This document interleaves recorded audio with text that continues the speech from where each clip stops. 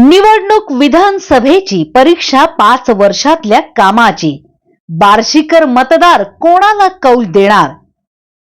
राज्याचे माजी मुख्यमंत्री आणि विद्यमान उपमुख्यमंत्री आणि राज्य भाजपाचे तसे हायकमांडच देवेंद्र फडणवीस यांनी नेहमी बार्शी तालुक्यात भाजपा समर्थक अपक्ष आमदार राजाभाऊ राऊत यांना कोट्यवधी रुपयांचा विकास निधी दिला आहे.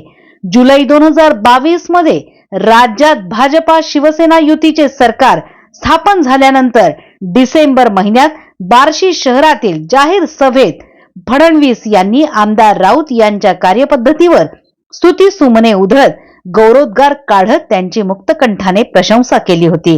त्यानंतर याच सभेत फडणवीस यांनी आमदार राऊत यांना बेअरर चेक म्हणून संबोधले होते. आपण पाहत आहात बार्शी टुडे YouTube चॅनल.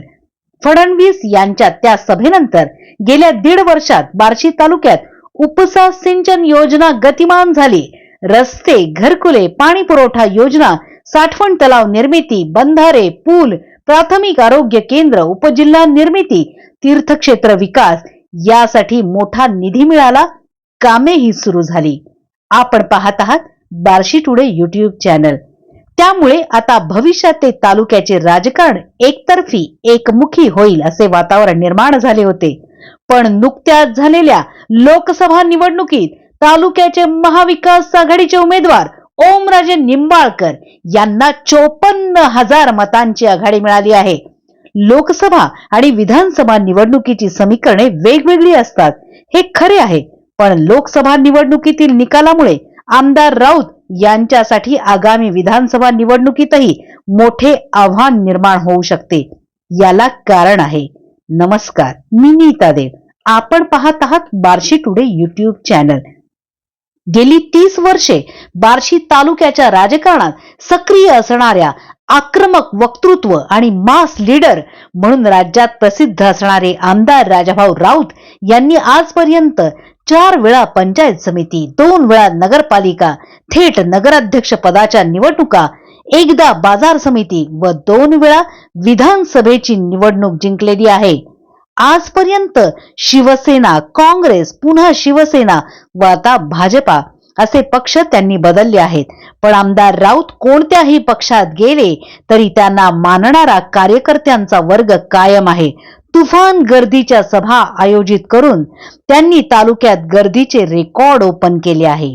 आपण पाहत आहात Barshi today YouTube channel. Shivsena प्रमुख बाळासाहेब ठाकरे, माजी मुख्यमंत्री उद्धव ठाकरे, काँग्रेस नेते विलासराव देशमुख, नारायण राणे, पृथ्वीराज चव्हाण, सुशीलकुमार शिंदे, राधाकृष्ण विखे पाटील, माजी मुख्यमंत्री देवेंद्र फडणवीस, कॅबिनेट मंत्री चंद्रकांतदादा पाटील यांच्यासारख्या विविध पक्षातील विविध नेत्यांशी त्यांची झालेली जवळीक बार्शीकरांनी जवळून पाहिली आहे. आज भाजपा समर्थक असलेल्या आमदार राजाभाऊ राऊत यांनी 2017 साली भाजपामध्ये तत्कालीन प्रदेशाध्यक्ष चंद्रकांतदादा पाटील यांच्या माध्यमातून पंचायत समिती निवडणुकी दरम्यान प्रवेश केला. आपण पाहत आहात बार्शी टुडे YouTube चॅनल. 2019 साली बार्शी विधानसभा मतदारसंघाची जागा भाजप शिवसेना युतीमध्ये शिवसेनेच्या वाट्याला आली व तत्कालीन राष्ट्रवादीचे आमदार दिलीप सोपल यांना शिवसेनेची उमेदवारी मिळाली. 2019च्या विधानसभा निवडणुकीतील प्रचार सभेत शिवसेना प्रमुख उद्धव ठाकरे यांनी राऊत यांच्यावर कडक भाषेत टीका केली. पण त्या निवडणुकीत अपक्ष असलेले राजाभाऊ राऊत हे सोपल यांचा पराभव करून 3,000 मतांनी निवडून आले. आपण पाहत आहात बार्शी टुडे YouTube चॅनल. राज्यात अभूतपूर्व राजकीय नाट्य घडले. शिवसेना, काँग्रेस, राष्ट्रवादी युतीचे महाविकास आघाडी सरकार झाले. पण आमदार राऊत यांनी भाजपाला साथ द्यायचे ठरवले. बार्शीतील भाजपाची पदेही आमदार राऊत समर्थकांनाच मिळाली. आमदार राऊत थांबा आणि वाट पहा या भूमिकेत होते. ते महाविकास आघाडीतील कोणत्याही पक्षाकडे झुकले नाही. पुन्हा एकदा राज्याच्या राजकारणात जबरदस्त नाट्य घडले. शिवसेना फुटली. एकनाथ शिंदे मुख्यमंत्री झाले. ठाकरेंनी मुख्यमंत्री पद सोडले. मुख्यमंत्री पदाच्या स्पर्धेत असणारे फडणवीस उपमुख्यमंत्री झाले. पण राज्यातील सत्तेचा डाव फडणवीसच मांडतात हे राज्याला माहित आहे. फडणवीस यांनी आमदार राऊत यांना 2.5 वर्ष भाजपाशी एकनिष्ठ राहण्याचे फळ दिले. आपण पाहत आहात बार्शी टुडे YouTube चॅनल.